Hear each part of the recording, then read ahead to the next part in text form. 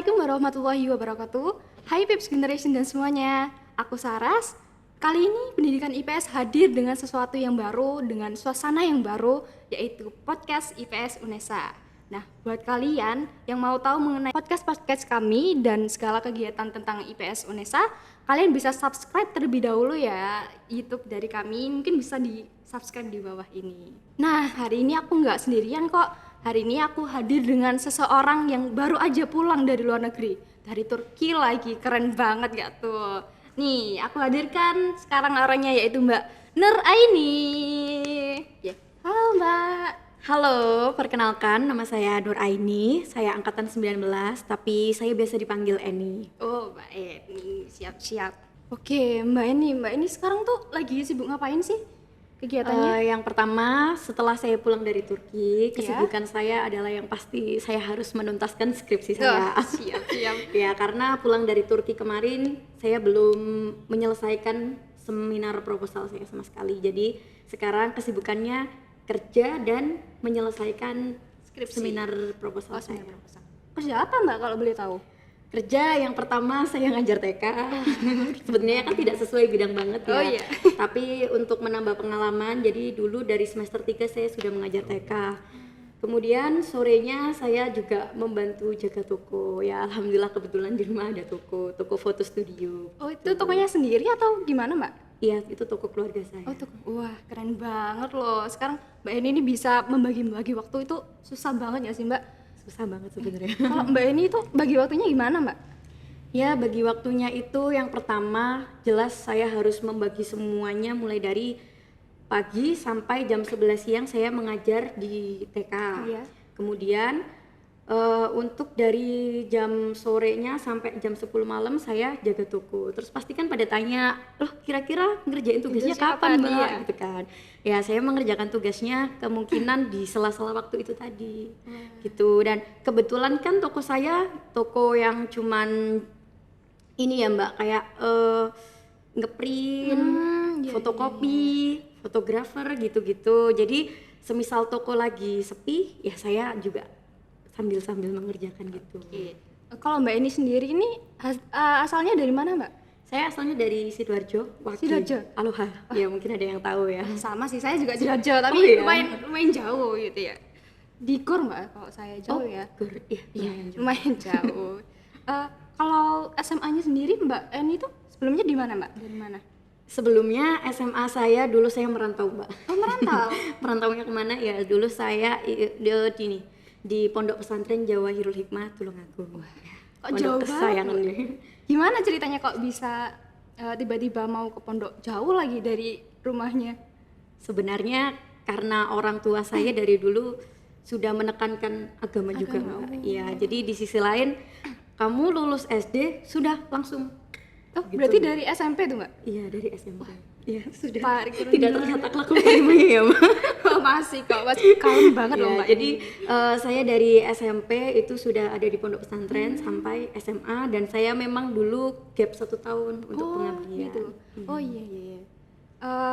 Berikutnya ini kan Mbak Eni ini ikut Istanbul Youth Summit ya Mbak? Iya. Nah itu Youth Summit. Ya itu awalnya gimana Mbak kok bisa ikut Istanbul kayak gitu? Jadi awal mulanya saya punya teman namanya Aira Rahmatillah dari teknik elektro ya. Jadi dari dia itu saya mendapatkan informasi terkait kegiatan ini. Nah, kegiatan ini itu awalnya event internasional. Saya cerita ke dia, Mbak, apa sih cita-citamu gitu kan. Dia tanya gitu dan saya menjawab, aku loh cuma pengen naik pesawat. Serius, saya cuma bercita-cita cuma pengen naik pesawat. Oh ya udah, ini aja, coba tahun depan ikut ini Istanbul Youth Summit. Kegiatan apa itu gitu kan. Coba follow Instagramnya mulai dari sekarang. Waktu itu saya semester 6. Semester 6, terus dia tanya, "Saya bentar, berarti tahun depan masih semester 8, kira-kira bisa ikut nggak ya?" gitu kan. Saya udah pesimis. Terus coba lah, pasti bisa gitu. Oke, saya coba, saya follow Instagramnya, saya ikuti semua akun-akunnya mulai dari YouTube, Instagram, TikTok, itu saya follow semua. Akhirnya ketika pendaftaran dibuka, saya mencoba untuk mendaftarkan diri. Di situ untuk tahap pertama ada tahap esai juga. Gitu. Jadi ada tahapan esai, ada tahapan wawancara. Kemudian setelah itu dinyatakan LOA saya sudah keluar. Nah, LOA ini itu apa Mbak? Maaf. letter of acceptance. Iya, itu kayak gimana? Ya itu berarti ditandakan saya itu lolos sebagai peserta Oh, salah satu delegasi dari Indonesia. Oh iya. Gitu. Dan kemudian saya berpikir dong Mbak terkait gimana ini dananya dan Iya. lain sebagainya. Saya udah hampir menyerah waktu itu. Dan pada akhirnya teman saya itu bilang, udah coba aja ini mengajukan ke fakultas, mengajukan ke univ tuh. Keren banget, luar biasa sih. Berarti awalnya dari temen ya Mbak ya, terus bisa ikut kayak gitu ya? Iya, semua berawal dari teman saya. Kalau misalnya Istanbul Youth Summit sendiri itu apa Mbak? Istanbul Youth Summit ini merupakan sebuah konferensi tingkat tinggi yang diadakan di Istanbul kebetulan ya. Jadi di dalam Istanbul Youth Summit ini kita itu akan mengadakan konferensi yang membahas terkait dengan tema Social Development Goals. Jadi itu terkait dengan terkait dengan education, terus terkait dengan development dan lain sebagainya. Dan di sini saya ngapain aja gitu kan, pasti banyak yang bertanya-tanya Iya, gitu. Oke, di sini kita itu seperti membuat sebuah proyek sosial. Oke, jadi di dalam satu kelompok, jadi nanti bakalan dibagi gitu Mbak, beberapa kelompok kan. Nah kebetulan saya itu kelompok 4. Di grup 4 ini saya kebetulan mendapatkan tema terkait pengembangan education. Nah saya kan suka tuh tema-tema pendidikan, jadinya ya alhamdulillahnya bertepatan dengan itu saya sangat termotivasi mengikuti kegiatan ini. Nah di dalam kegiatan ini tadi kan mengandung proyek sosial. Proyek sosialnya adalah terkait dengan karakter building community. Kalau kelompok saya itu mengarah kepada karakter building community. Tuh. Kalau dalam satu kelompok itu hanya dari Indonesia aja atau digabung juga Mbak dari negara-negara lain? Sebenarnya dari kelompok lain ataupun kelompok saya itu mendapatkan masing-masing satu kelompok orang luar negeri, ada juga yang cuman dari Indonesia juga banyak, tapi kebetulan di kelompok saya itu hanya orang Indonesia saja. Oke, dari proyek sosialnya tadi ya Mbak ya, di kelompok itu mungkin kan pasti ada kayak tugas-tugas atau sebuah rencana-rencana yang udah ditugaskan gitu ke setiap kelompoknya. Nah itu ngapain aja Mbak? Kita mengadakan sebelumnya untuk yang perannya jelas kita mengadakan observasi, ya kan? Tapi karena kelompok saya itu dari berbagai daerah ya Mbak, ada yang dari Cibubur, ada yang dari Tangerang dan lain sebagainya. Jadi kita hanya bisa mengadakan secara online. Nah, jadi kita sama-sama observasi, di Indonesia itu kurangnya apa, kira-kira butuhnya apa, terus sosial project apa yang harus kita kembangkan begitu. Jadi sebelum melakukan itu tadi kita observasi dulu. Setelah observasi baru kita action untuk membuat, kita membuat komunitas yang bergerak di bidang apa. Nah untuk yang paskanya atau kegiatan setelahnya kita membuat membuat gebrakan komunitasnya itu tadi. Dan itu sudah pernah kita laksanakan juga. Jadi nama komunitas kita itu Self Learner ID. Oh gitu? Iya. Itu kegiatannya ngapain aja Mbak? Self Learner ID ini kita itu bergerak dalam bidang membentuk karakter. Berat kan ya. Ya jadi membentuk karakter ini di dalam komunitas ini kita memanggilkan sebuah pemateri.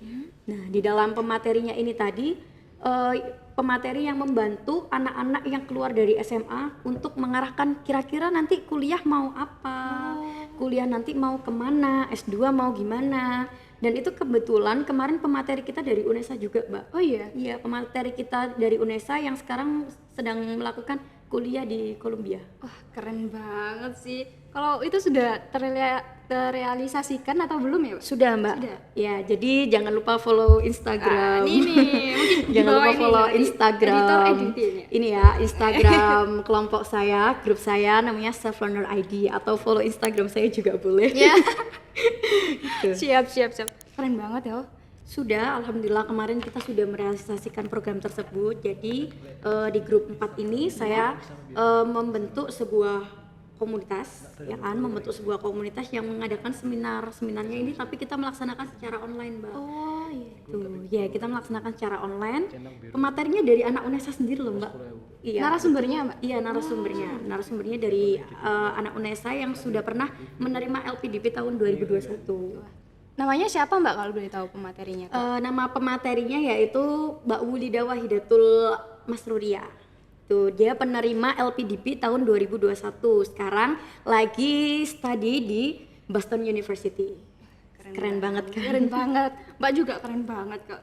Nah, kalau misalnya dari syarat-syaratnya nih, Mbak, untuk ikut Istanbul Youth Summit itu syarat-syaratnya mungkin ada apa aja gitu? Syarat-syaratnya gampang kok. Yang pertama yaitu kita yakin kita Yakin. bisa, ya kan?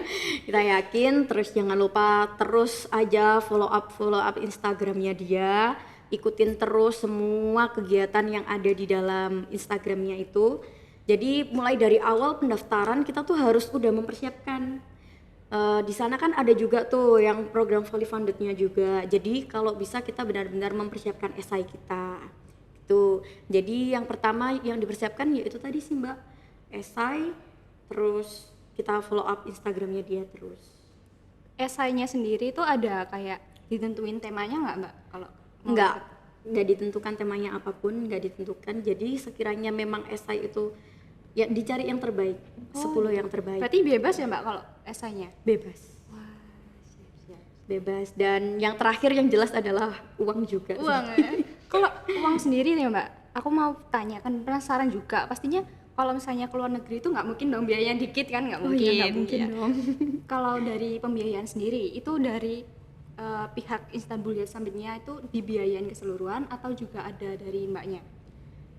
Kebetulan karena saya tidak lolos yang fully funded ya, jadi saya berusaha mencari sendiri dengan yang self funded. Tapi karena sudah mengikuti tahap yang seleksi yang tahap pertama, jadi saya dapat potongan sekitar 200.000 itu dari tahap yang kedua. Jadi saya berusaha mengajukan sponsor ke fakultas dan univ. Ya alhamdulillahnya lolos semua. Gitu. Alhamdulillah. Jadi yang perlu saya persiapkan adalah uang untuk di sananya. Berarti kalau pendaftaran itu juga ada biaya pendaftaran atau Ada, Mbak. Ada juga. Ya, jadi ini salah satu tips juga untuk yang tahun berikutnya dari universitas itu akan mendapatkan biaya pendaftaran dan 1 tiket berangkat atau tiket pulang. Dan dari fakultas itu mendapatkan 1 tiket berangkat atau tiket pulang. Intinya 50-50 antara berangkat ataupun pulangnya itu tadi. Nah, itu buat teman-teman yang mungkin bisa mau ikut tentang Istanbul Youth Summit. Ini ada bisa ditanya-tanya ya untuk ke Mbak Aini. Di mana, Mbak, Instagramnya mungkin? Instagramnya follow aja langsung Eni itu Nur Aini. Siap. Itu di-follow ya. Nanti teman-teman bisa tanya-tanya tentang lebih jauh lagi Istanbul Youth Summit itu seperti apa. Seperti itu ya. Terus, ini nih, mungkin teman-teman juga tanya-tanya, selama di Turki itu kegiatannya ngapain aja, Mbak? Kegiatan saya di sana berlangsung mulai dari tanggal 4 sampai tanggal 9. Jadi terhitung 4 hari 3 malam ya, Mbak ya. Maaf, Mbak. 4 apa nih? 4 bulan apa? Oh iya, kemarin kegiatan pelaksanaan dimulai dari 4 Februari sampai tanggal 9 Februari. Nah, di sana kita ngapain aja? Pasti banyak yang kepoin dong. Iya. Oke. Jadi untuk hari yang pertama saya ada malam perkenalan, networking night. Jadi kita di sana mengadakan seperti flash mob dan lain-lain gitu. Jadi pertama ya kita seru-seruan aja gitu. Terus kita saling mengenal satu sama lain. Ada gamenya juga. Gamenya itu ya kita harus kayak ada game untuk saling perkenalan dari negara-negara lain gitu. Kemudian untuk hari keduanya kita didatangkan pemateri. Jadi di sana itu benar-benar seperti membentuk mental leader kita juga. Harus bagaimana kita gimana pekanya dengan ekonomi, education dan lain sebagainya. Dengan lingkungan ya, Mbak ya? Iya, dengan lingkungan. Jadi memang benar-benar membahas terkait isu-isu tersebut gitu. Ada profesor dari Durham University, ada Profesor Mehmet Asutai dari Durham University, dan masih banyak lagi. Intinya kita di sana benar-benar menemukan para pemateri-pemateri hebat, Pak, di sana. Berarti untuk hari terakhirnya itu perpisahan ya, Mbak? Ya, hari terakhir kita perpisahan. Sebenarnya kita ada Bosporus Tour. Pernah dengar kan? Kalau udah mendengar Turki, pasti udah pernah dengar dong Selat Bosporus. Nah, seharusnya di dalam itinerary kita itu, ada Bosporus. Tapi sayangnya kita cancel karena cuaca di sana sedang tidak baik. Sorry nih Mbak, mungkin masih ada nih beberapa teman-teman yang nggak tahu tuh tentang apa tadi? Bosporus. Bosporus. Nah, mungkin bisa dijelasin. Sedikit dari pengetahuan saya nih ya. Jadi Selat Bosporus ini selat yang memisahkan antara benua Eropa dan benua Asia. Nah, waktu itu saya pernah naik, tapi naiknya waktu itu pada malam hari. Jadi saran buat teman-teman juga nih, kalau suatu saat bakal ke Turki, kalian harus naik waktu pagi ataupun sore hari karena di sana bagus banget waktu senja-senja gitu ya. Jadi waktu itu kan saya kebetulan dapatnya malam hari. Ketika malam hari sebenarnya juga bagus. Jadi kita hanya dengan suasana kayak city light gitu. Oh iya. City lights ya, terkesan seperti Suramadu lah. Ya itu kan sedikit seperti Suramadu tapi ya lebih estetik gitu Lebih aja. estetis. Jadi memisahkan antara Eropa dan Asia. Jadi Istanbul tuh nanti akan terbagi menjadi dua, yaitu tadi antara Asia dan Eropa. Jadi hanya nyebrang selat aja itu kita udah kayak langsung udah kembali ke Asia, udah kembali ke Eropa gitu. Kalau di Asianya kalian turun tuh, kalau nggak salah itu bakalan turun di namanya daerah Uskudar. Nah di daerah Uskudar ini ada Masjid Ortaköy.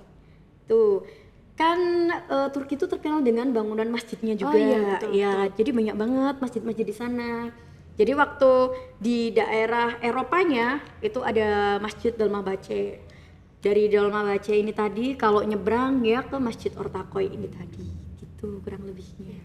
Jadi kalau misalnya buat kita yang muslim nih nggak takut ya buat nanti makanannya apa? Makanannya kan pasti halal ya Mbak ya? Iya. Iya sih. Ya di sana itu banyak banget makanan halal-halal semua Halal-halal. guys. Ya jadi aman. Cuman gitu kalau misalkan nih terkait masalah uang juga di sana itu harga lira itu lagi turun. Jadinya kita terbilang hemat. Oh, hemat. Hemat, justru hemat. Jadi misalkan di sana itu 1 lira itu hanya sekitar 800 rupiah. Wow. Tuh, ya. Wow. Jadi aku juga sedikit rekomendasi kalau pengen jalan-jalan ke luar negeri, salah satunya ke Turki karena memang murah banget gitu. Kalau makanannya sendiri nih Mbak, kalau dibandingin sama Indonesia, kalau menurut Mbak sendiri lebih enak mana? Lebih enak Indonesia ya, karena mulut saya Indonesian people banget. Iya, jadi saya lebih suka makanan Indonesia, tetap Indonesia number one ya. Soalnya begini, waktu saya kemarin sempat merasakan Makanan? extend di sana, Oh, iya. jadi makan di sana itu rasanya itu sangat membawang. Membawa. Iya, jadi memang rasanya tuh bawang banget. Terus ekspektasi kita kebab tuh di sana enak ya Mbak Iya, ya? iya. Enggak sih. Kalau untuk apalagi yang kayak nggak suka amis itu enggak. Saya di sana makan susah loh Mbak. Terus gimana Mbak Iya, makannya? jadi di sana itu makan susah. Jadi kalau makan itu kita memang harus cari yang pasti-pasti. Jadi seperti kayak McD, Popeye, begitu. Untuk yang aman di kitanya Iya, dan iya. aman di kantongnya. Oh iya, Gitu. betul. Ya salah satu makanan yang menurut saya worth it di sana itu namanya doner. Apa itu Mbak? Doner itu mirip kebab tapi dalamnya ayam.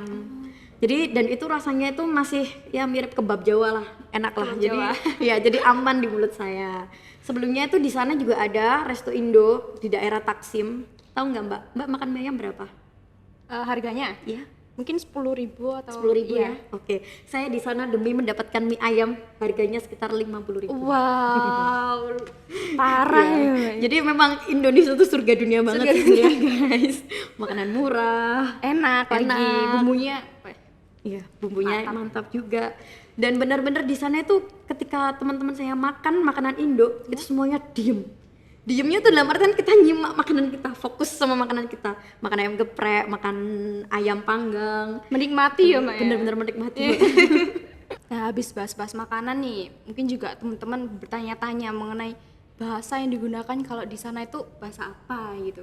Mungkin juga dari Mbak Ai ini tentang belajar bahasanya itu kayak gimana Mbak? Oke, alhamdulillahnya dulu di pondok pesantren saya itu menggunakan 2 bahasa, bahasa Inggris dan bahasa Arab. Ya, tapi saya cenderung memang dari dulu suka yang bahasa Inggris. Saya memang merasa kurang banget di bahasa Arab. Di Istanbul itu cenderung orang menggunakan bahasa Istanbul mereka sendiri. Ya, jadi mereka menggunakan bahasa Istanbul. Jadi memang hanya sebagian yang tahu bahasa Inggris. Benar-benar hanya sebagian. Jadi saya pernah waktu di sana pesen taksi, Ya. dia nggak bisa bahasa Inggris. Dia nggak bisa bahasa Inggris dan kita nggak tahu dia mau ngomong apa. Ya jalan satu-satunya cuma pakai HP. Translate Jadi ya, iya Mbak? translate. Saya ngomong Wow. apa, dia ngomong apa, begitu. Cuman untuk kegiatan Istanbul ini khususnya itu memang kita menggunakan bahasa Inggris. Gitu. Untuk keseluruhannya juga bahasa Inggris, Mbak. Ya untuk keseluruhannya semuanya menggunakan bahasa Inggris. Itu teman-teman kalau misalnya mau ikut juga harus bisa ya Mbak ya, bahasa Inggrisnya harus dipelajarin dulu. Ya, Biar iya bisa. kurang lebih begitulah. Iya. Pasti dia harus belajar bahasa Inggris guys. Kalau menghadapi perbedaan bahasa di sana tuh tadi kayak gitu ya Mbak ya? Iya, kalau itu cara mengatasinya, Cara Mbak. mengatasinya. Iya, bener-bener soalnya kalau udah di sana kita juga bingung dong. Interaksinya nanti gimana Iya, gitu. betul banget. Jadinya ya salah satunya pakai Google Translate ini tadi. Sangat membantu ya jadi Iya, Google sangat Translate. membantu. Ya, siap. Selanjutnya Mbak, kalau misalnya Mbak kan ikut ini selama kurang lebih berhari-hari ya Mbak, itu ada pengaruhnya nggak sih Mbak dengan nilai perkuliahan atau nilai skripsi dari Mbak sendiri? Alhamdulillahnya kan saya ini semester akhir, jadi tidak ada perkuliahan yang harus masuk kelas ataupun harus bagaimana ya. Jadi ya alhamdulillahnya aman. Karena ya ujiannya tantangannya adalah skripsi saya sendiri. Nggak ada yang lainnya lagi. Tapi untuk skripsi sendiri ada kesulitan nggak Mbak atau malah diperlancar biasanya? Diperlancar semoga ya. Amin amin, doain ya teman-teman. Jujur aja sih sampai detik ini yang membuat susah skripsi adalah diri saya sendiri. Ketika semua teman-teman saya semuanya udah pada sempro, udah pada saya masih terkadang masih bingung harus bagaimana begitu. Ya kesalahannya di diri saya sendiri sebenarnya. Siap siap, semoga lancar ya Mbak skripsinya, Amin. cepat-cepat lulus deh. Iya, Amin. Habis sendiri. Selanjutnya nih, pasti kan dari negara ke negara, gak cuma negara ke negara aja, jadi kayak perpindahan dari suatu tempat ke tempat pasti ada kayak culture shocknya gitu Mbak. Nah dari Indonesia ke Turki sendiri itu culture shocknya menurut Mbak Aini itu kayak gimana? Jujur saja saya banyak banget mengalami culture shock di sana. Yang pertama mulai dari transportation. Memang benar bahwasanya Indonesia tuh kepadatan penduduknya kan luar biasa tuh Mbak. Padat ya. banget. Demografisnya tuh kan luar biasa padat dan kita semua tuh cenderung menggunakan transportasi pribadi. Iya. Kalau di sana itu enggak Mbak. Jadi benar-benar kita benar-benar hanya menggunakan transportasi umum. Taksi gitu ya Mbak? Taksi, metro, Oh. begitu. Jadi dan saya tuh takjub Mbak dengan kecanggihan transportasi mereka karena itu it's amazing menurut saya. Kayak gimana, Jadi Mbak? ada transportasi daratnya tuh banyak ya kan, terus transportasi air juga banyak. Jadi yang pertama itu saya keluar dari bandara Jebret. Pertama kali saya transit di Dubai. Jadi saya pernah ke Dubai juga dan Dubai kan terkenal dengan glory-nya Mewah, ya, sangat kemewahannya. Nah, itu di Dubai itu saya beneran kaget juga, Mbak. Kenapa tuh Mbak? Di sana juga apa-apa pakai metro. Semuanya pakai metro. Kalau misalkan udah kepepet ya kita pakai taksi. Dan taksi itu di sana mahal banget. Kalau pakai metro, kita cuman bayar sekitar kalau nggak salah tuh 5 dirham saya. Bayar 5 dirham, kita jadi kayak membuat kartu gitu. Buat kartu 5 dirham, terus itu kita sudah bisa berkeliling-keliling kota. Jadi memang mereka itu apa-apa menggunakan metro. Tuh. Kalau di Indonesia kan nggak Mbak, apa-apa rank naik sepeda motor. Berarti kalau apa-apa. di sana nggak ada kayak Gojek atau Grab gitu nggak ada Mbak? Kayak ojek-ojek online yang lain gitu? Ada juga, ada aplikasi Gojeknya mereka tuh ada juga juga. ada. Oh, iya. Itu cuman kita lebih cenderung memang disarankan dari negaranya sendiri pun you can use metro. Jadi apa-apa memang menggunakan metro karena itu memang paling murah. Oh paling murah? Iya. Oh, iya, iya.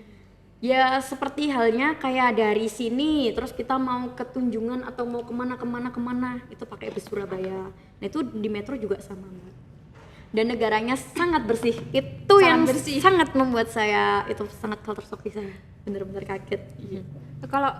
Kalau dilihat-lihat ya Mbak ya, biasanya kan negara Indonesia ini identik dengan kamar mandinya. Ya. Ya, kalau misalnya di Turki sendiri tuh kayak gimana? Mungkin pakai tisu atau sama dengan Indonesia gitu? Alhamdulillahnya kalau untuk kamar mandinya itu sama seperti Sama? di Indonesia sama. Oh. Sama. Yang membedakan adalah malah ini kebersihannya memang. Kebersihannya ya? Iya, jadi saya tuh kan dari 2 minggu extend tuh di luar negeri, kamar mandinya bersih-bersih semua, apalagi di Dubai itu yang di airportnya itu sangat bersih banget. Tiba-tiba sampai di Soekarno-Hatta, wow, itu luar biasa. Kembali ke bau-bau Indonesia yang memang sangat full kepadatannya, terus bau yang lain-lainnya itu. Iya juga sih Mbak ya. Iya. Iya, kita memang harus banyak belajar juga sih Mbak. Emang dari luar negeri itu memang luar biasa penataan terkait kotanya, kebersihan dan lain-lainnya itu. Iya, setuju banget. Betul. Kalau Mbak sendiri nih di Turki itu udah pernah jalan-jalan kemana aja sih? Kan mungkin terkenalnya juga ada Kapadokia tuh. Iya. Pernah nggak ke situ? Ya, kemarin karena saya waktu di sana itu juga tragedi gempa itu Mbak. Oh, iya Mbak. Iya. Jadi Terus di gimana sana tuh, tuh Mbak? kita untungnya begini, Istanbul sama daerah yang terkena gempa ini jaraknya sekitar 10 jam. Jadi jaraknya tuh jauh banget. Katakanlah seperti Jakarta dan Papua. Jadi alhamdulillahnya kita tuh sama sekali tidak Nggak merasakan terkena. goncangan itu. Cuman salah satu itinerary untuk jalan-jalan saya memang salah Terbatas. satunya tercancel Tercancel. yang Kapadokia itu, karena Kapadokia ini kan deket tuh sama yang Kayseri. Dan saya sama tim yang lain, teman-teman tuh udah kita cari trip yang lainnya aja daripada nanti takutnya begini-begini ada gempa susulan. Kalau ditanya kemarin saya kemana aja, saya banyak banget sih Mbak. Mulai dari Hagia Sophia, terus saya ke kemana itu daerah Fatih itu daerah Hagia Sophia itu ya, jadi itu banyak banget. Terus Selat Bosporus, dan yang membuat saya paling istimewa itu salah satunya adalah Uludag. Uludag itu bukit salju. Wah. Ya, itu Dingin berapa so derajat beautiful. Mbak kalau di situ? Kalau di sana ya kemungkinan 0 sampai min. Wah. Iya, tapi itu bagus sekali. It's like negeri dongeng. Yang terakhir Mbak, ini mungkin ada pesan-pesan untuk pendidikan IPS sendiri atau untuk UNESA kedepannya kayak gimana Mbak? Oke, yang pertama untuk adik-adik saya mahasiswa UNESA, jangan sampai kalian merasa ragu untuk mengikuti event mulai dari dalam ataupun luar negeri. Because you have to try. Karena nggak akan kita bisa kalau kita tidak mencoba. Oke, jadi jangan pernah ragu lagi untuk ikut event-event seperti ini untuk menambah wawasan, untuk menambah relasi dan lain-lainnya. Dan untuk Fakultas Ilmu Sosial Hukum dan khususnya Universitas Negeri Surabaya, saya ucapkan banyak terima kasih sekali karena kemarin sudah mensupport saya dan mendanai saya dalam kegiatan Istanbul Youth Summit ini. Untuk adik-adik SMA yang masih bingung mau gimana, mau masuk mana, jangan ragu lagi, silahkan masuk ke Prodi Pendidikan IPS. Ya, because it's so amazing ya. Jangan ragu lagi, jangan takut, nanti di IPS ngapain, belajar geografi, belajar ini. No. Ya. Ya kalian akan belajar itu, tapi kalian mungkin akan lebih memperdalam lagi. Gitu. Setuju banget. Kalian kalau misalnya mikir tentang pendidikan IPS itu kayak bosenin banget gitu ya, mungkin banyak loh yang mikir kayak gitu, tapi nggak kayak gitu kok teman-teman. IPS itu seru banget, dosen-dosennya juga seru banget teman-teman. Iya, seru banget. Iya, oke. Udah selesai Mbak, jadi terima kasih ya Mbak ya sudah hadir ke dalam podcast IPS kita kali ini. Nah buat teman-teman sekalian jangan lupa ya untuk ikutin IPS terus dengan follow Instagramnya yaitu IPS Unesa Official, dan juga subscribe, like, komen YouTube kami. Bye bye. Assalamualaikum warahmatullahi wabarakatuh.